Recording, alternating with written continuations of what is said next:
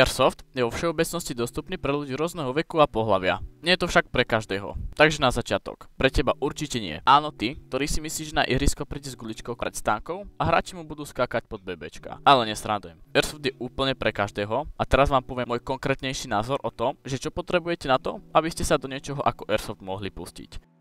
Airsoft je často hraný ľuďmi vo veku od strednej školy a staršími. Veľa miestnych airsoftových komunít má vlastné pravidlá týkajúce sa minimálneho veku účastníkov. Často sa to pohybuje okolo 18 rokov. Je to kvôli bezpečnostným dôvodom, pretože airsoftové zbrane môžu spôsobiť naozaj nepríjemnú bolesť a zranenia, proste aby sme sa skrátke vyvarovali tomuto.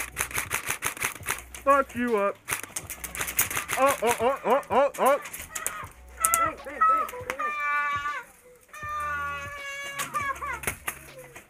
Come here. Hey, kid, come here.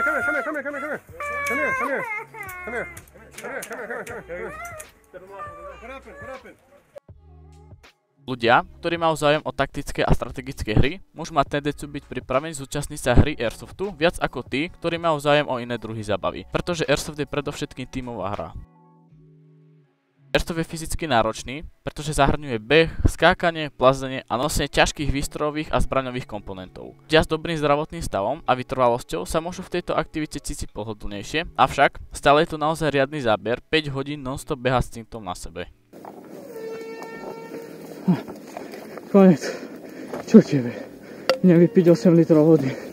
To môže byť nákladný koníček. A fakt, že naozaj. Pretože vybavenie a zbrane naozaj nie sú lacné. Sice, ľudia s obmedzenými finančnými zdrojmi sa môžu zapájať do Airsoftu tým, že si kúpia jednoduchšie základné vybavenie.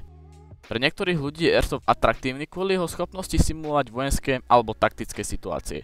Napríklad ako ja. Je teda dôležité poznamenať, že bez ohľadu na vek, pohlavie alebo schopnosti je dôležité dodržiavať bezpečnostné pravidlá a etický kódex pri hraní Airsoftu. Ako som už zmienil, Airsoft je úplne pre každého, ale zároveň iba pre veľmi špecifickú časť ľudí. Na záver by som vás rád pozval na môj Airsoft Discord server. Odkaz naň máte v mojom popise videa. Dobrú noc.